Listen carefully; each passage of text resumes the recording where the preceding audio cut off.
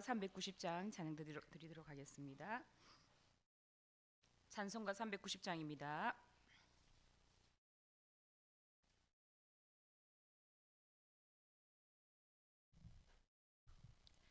예수가 거느리시니 즐겁고 평안하구나.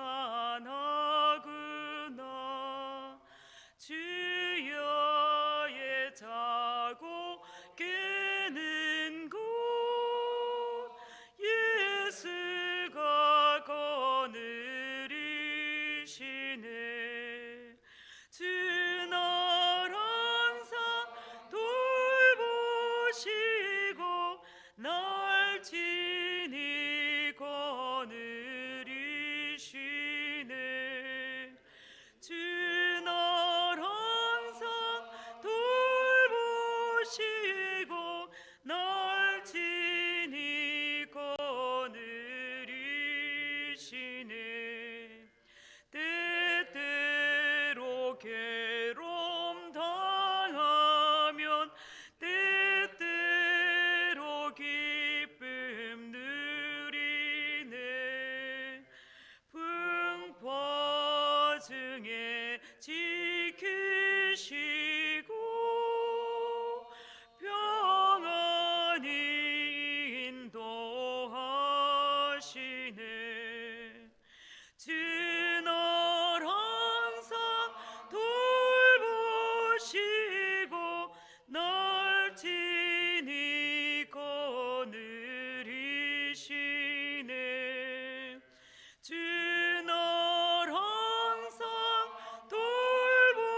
돌보시고 날 친히 거느리시네.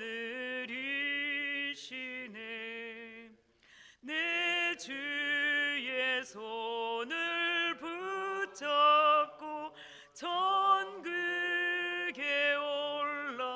올라가겠네. 괴로우나 즐거우나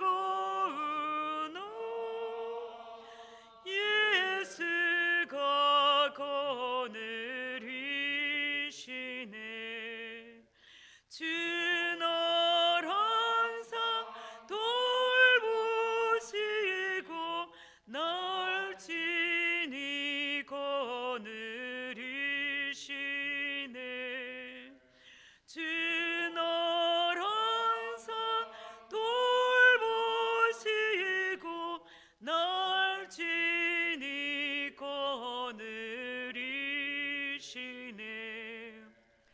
이 세상 이별할 때에 마귀의 권세 이기네. 천국에 가는 그 길도 예수가 거느리시네.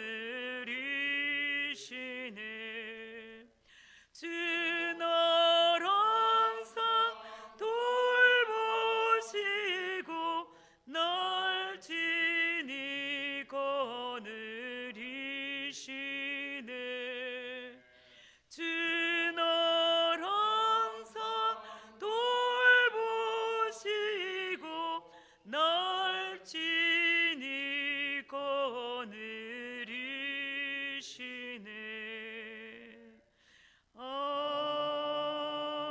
아멘. 사도신경으로 신앙 고백드리겠습니다. 나는 전능하신 아버지 하나님 천지의 창조주를 믿습니다. 나는 그의 유일하신 아들 우리 주 예수 그리스도를 믿습니다. 그는 성령으로 잉태되어 동정녀 마리아에게서 나시고 본디오 빌라도에게 고난을 받아 십자가에 못 박혀 죽으시고 장사된 지 사흘 만에 죽은 자 가운데서 다시 살아나셨으며 하늘에 오르시어 전능하신 아버지 하나님 우편에 앉아 계시다가 거기로부터 살아있는 자와 죽은 자를 심판하러 오십니다. 나는 성령을 믿으며 거룩한 공교회와 성도의 교제와 죄를 용서받는 것과 몸의 부활과 영생을 믿습니다. 아멘. 오늘 말씀은 시편 107편 23절에서 44절 말씀입니다. 시편 107편 23편에서 23절에서 43절입니다. 한 절씩 교독하도록 하겠습니다. 배들을 바다에 띄우며 큰 물에서 일을 하는 자는 여호와께서 행하신 일들과 그의 기이한 일들을 깊은 바다에서 보나니 여호와께서 명령하신즉 광풍이 일어나 바다 물결을 일으키는도다. 그들이 하늘로 솟구쳤다가 깊은 곳으로 내려가나니 그 위험 때문에 그들의 영혼이 녹는도다. 그들이 이리저리 구르며 취한 자같이 비틀거리니 그들의 모든 지각이 혼돈 속에 빠지는도다. 이에 그들이 그들의 고통 때문에 여호와께 부르짖음에 그가 그들의 고통에서 그들을 인도하여 내시고 광풍을 고요하게 하사 물결도 잔잔하게 하시는도다. 그들이 평온함으로 말미암아 기뻐하는 중에 여호와께서 그들이 바라는 항구로 인도하시는도다. 여호와의 인자하심과 인생에게 행하신 기적으로 말미암아 그를 찬송할지로다. 백성의 모임에서 그를 높이며 장로들의 자리에서 그를 찬송할지로다.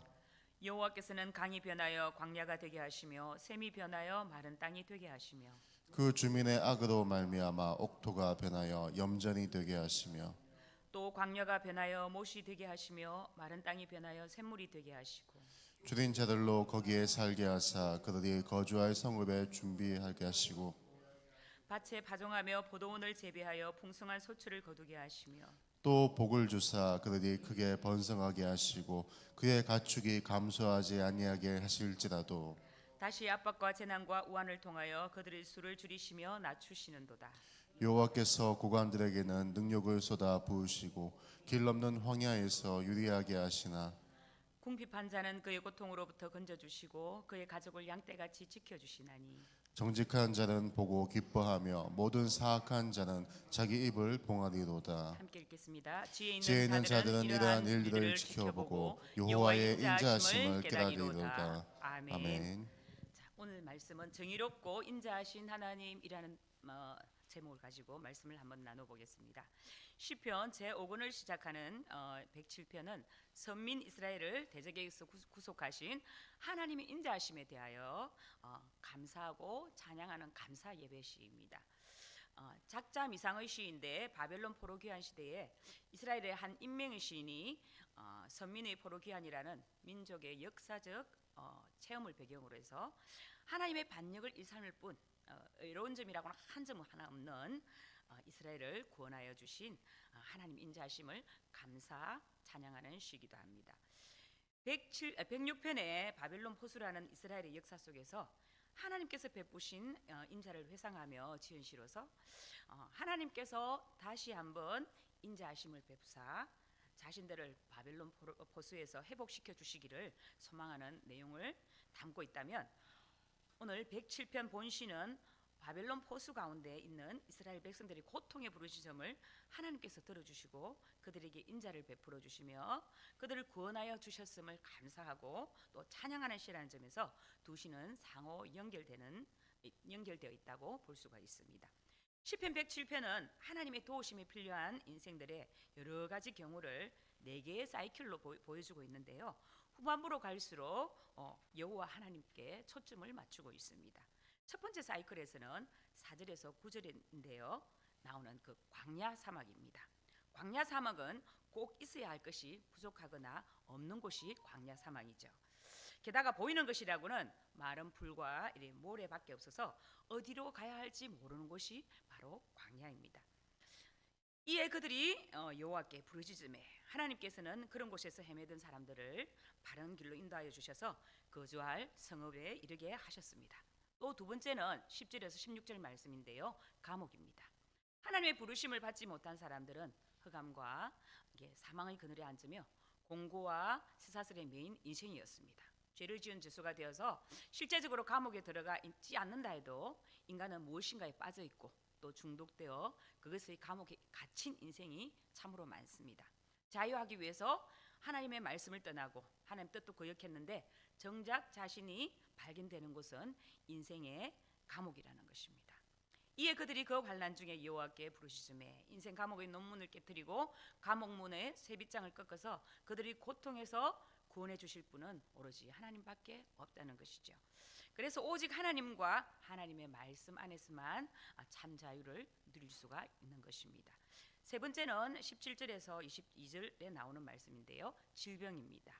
미련한 자는 머리가 나쁜 사람이나 어리석은 사람이라기보다는 하나님이 없이 사는 사람이나 자기 자신을 인생의 최고의 가치관으로 삼는 사람을 미련한 자라고 합니다. 미련한 사람들은 죄악의 길을 따른다고 하는데 그것은 하나님의 권위를 인정하지 않는 삶의 태도와 자기 생각이 무조건 옳다고 여기는 삶입니다. 그리고 악을 범하는 것은 불법적인 일을 스스로 행하는 것입니다. 결국 하나님 없는 삶을 사는 사람은 그의 삶의 길이 굽어져 있고 뒤틀려져 있으며 또 그런 길 속에서도 불법을 행하는 삶입니다.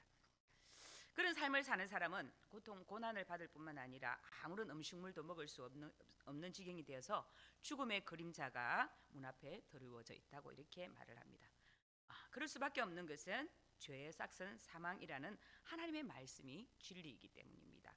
미련한 사람이 자신이 바르지 못한 틀과 그 속에 바르지 못한 삶으로 인해서 아무런 음식을 먹을 수도 없고 또 죽음의 그림자가 드리워져 있을지라도 이에 그들의 고통 때문에 부르짖으면 인자하신 하나님께서 그의 고치시고 건져 올려주신다고 합니다. 중요한 것은 그를 고치시고 또 건져 올리시는 방법이 하나님의 말씀을 보내어라고 이렇게 되어 있습니다. 우리가 아무리 힘든 상황 속에 있을지라도 또 사망의 엄침한 골짜기를 걸을지라도 하나님의 말씀은 거기에서 우리를 건져 올려 살려주실 수 있는 것입니다. 왜냐하면 하나님의 말씀은 영원한 생명의 말씀이기 때문입니다. 네 번째는 오늘 본문의 말씀입니다. 23절에서 27절 말씀인데요. 바로 바다입니다.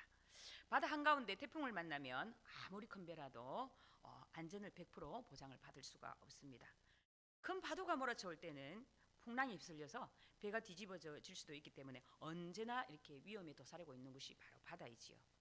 신은 하나님께서 명령하셔서 바다에 광풍이 일어나 파도가 높이 떴다가 가라앉곤 한다고 합니다. 당시에는 이 배를 만드는 기술이 지금과 같지 않았겠죠. 아주 좋지 않았습니다. 나무를 오목하게 하거나 볼록하게 하거나 이렇게 요철 모양으로 자르고 악교를 발라서 이렇게 서로 맞물려서 끼워서 연결하는 방법으로 배를 만들었다고 합니다. 그래서 바다에 오래 있다 보면 습기로 인해서 배를 때리는 파도로 인해서 악교에 접착에 떨어지면 배가 찢어지기도 이렇게 했다고 합니다. 당시 파도가 높이 치는 것은 배를 타는 사람들에게는 굉장한 이렇게 공포의 대상이었습니다. 그래서 그들의 영혼이 녹는다라고 이렇게 단식하며 사람들이 극심한 벨물리로 인해서 이리저리 구르기도 하고 또 술에 취한 사람처럼 비틀거리기도 하며 인간의 지혜로는 어찌할 바를 모른다고 이렇게 이야기합니다. 이에 그들의 고통 때문에 여호와께 부르짖으매 그런 고통의 지경에도 하나님께서 부르짖으면 하나님께서는 태풍 속을 통과하게도 하시고 또 여호와께서 태풍이 몰아치는 갈릴리 호수를 꾸짖어 잔잔하게 하셨던 것처럼 하나님께서도 물결을 잔잔하게 하시며 목적지인 항구로 인도해 주신다는 겁니다. 그래서 우리 인생의 항해에서 아무리 강력한 태풍을 만나도 소망 가운데 나아갈 수 있다는 것입니다. 이 네 개의 사이클에서 반복적으로 나온 구절이 두 개가 있는데요. 그 중에 하나는 6절, 13절, 19절, 28절 말씀인데 대표적인 28절 말씀을 보면 이러합니다. 이에 그들의 고통 때문에 여호와께 부르짖으매 그가 그들의 고통에서 인도하여 내시고 우리 인생이 아무리 고통스러워도 그때 우리가 부르짖을 때 하나님 계시다는 것이죠. 이것이 바로 우리에게 소망입니다. 또 하나의 공통적인 말씀은 8절, 15절, 21절, 31절 말씀인데요. 글자 하나 틀리지 않고 이렇게 똑같은 말씀입니다. 31절 말씀을 보면 여호와의 인자하심과 인생에게 행하신 기적으로 말미암아 그를 찬송할지로다. 신은 하나님의 백성이 어려움에 처했을지라도 하나님께 부르짖으면 그 고통에서 구원해 주시는 모습을 보여주시면서 하나님은 인자하신 분이시고 또 우리에게 기적으로 행하시는 분이시라는 것입니다. 그래서 하나님은 찬송받으시기에 합당하신 분이십니다. 기적은 인간의 한계를 뛰어넘는 것을 기적이라고 하죠. 지금까지 하나님께서 우리가 생각지도 않는 방법으로 인도하신 때가 얼마나 많습니까? 우리도 자신을 돌아보면 하나님께서 생각지도 않은 방법으로 우리를 건져주시고 인도해 주신 방법이 너무나 많았던 것 같습니다. 33절에서 마지막 절 말씀까지는 하나님의 다스림의 섭리를 노래하고 있는데요. 33절과 34절에 여호와께서는 강이 변하여 광야가 되게 하시며 샘이 변하여 마른 땅이 되게 하시며 그 주민의 악으로 말미암아 옥토가 변하여 염전이 되게 하시며. 사람이 하나님께 주시는 복 속에 있지 않을 때 인생이 얼마나 척박해지고 또 고통스럽게 되는지를 땅을 통해서 말해주고 있습니다. 가나안 땅 원주민의 죄가 하나님 보시기에 극에 달했을 때 하나님께서는 이스라엘 자손들을 통해서 그들을 치셨습니다. 그들에게 자신들의 강이 변하여 광야가 된 것 같고 샘이 변하여 마른 땅이 되고 옥토가 염전이 된 것입니다. 자, 그때로부터 8,900년이 지난 후에 이스라엘 백성들의 범죄하니 그들에게도 땅이 그렇게 변해버리고 말았습니다. 그래서 그들은 바벨론으로 포로가 되어 끌려가게 됐죠. 35절과 39절 말씀은 33절, 34절에 있었던 것의 정반대의 일이 일어난다고 말합니다. 왜냐하면 하나님은 역전하게 하시는 분이시기 때문입니다.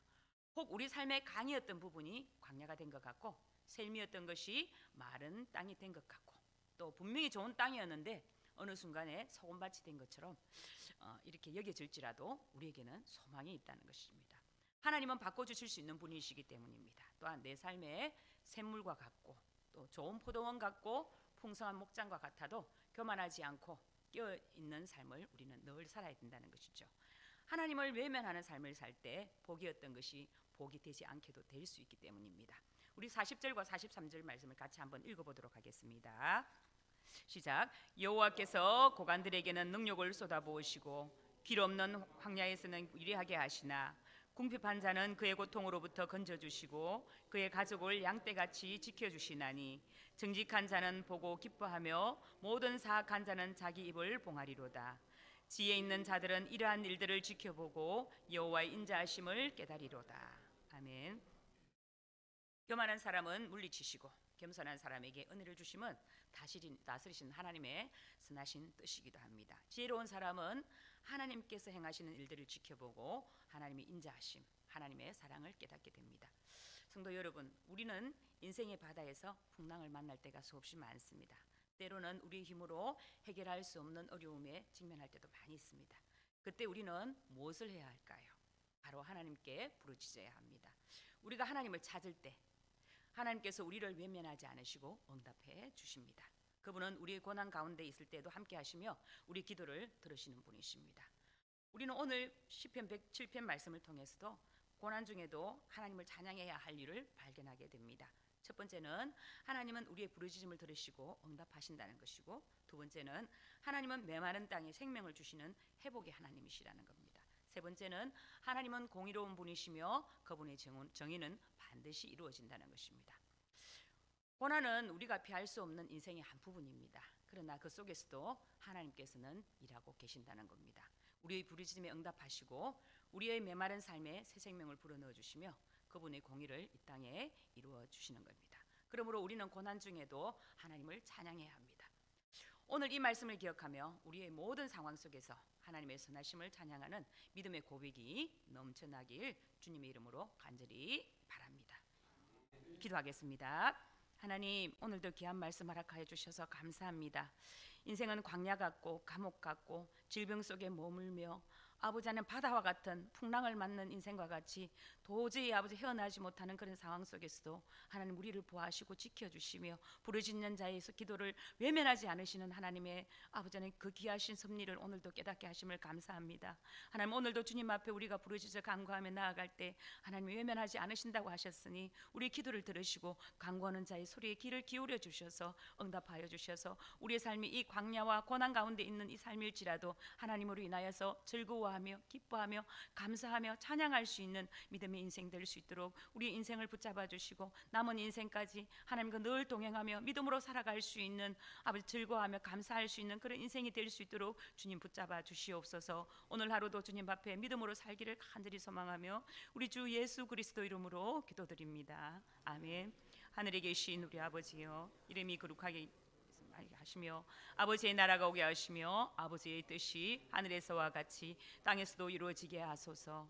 오늘 우리에게 일용할 양식을 주시고 우리가 우리에게 잘못한 사람을 용서하여 준 것 같이 우리 죄를 용서하여 주시고 우리를 시험에 빠지지 않게 하시고 악에서 구하소서. 나라와 권능과 영광이 영원히 아버지의 것입니다. 아멘.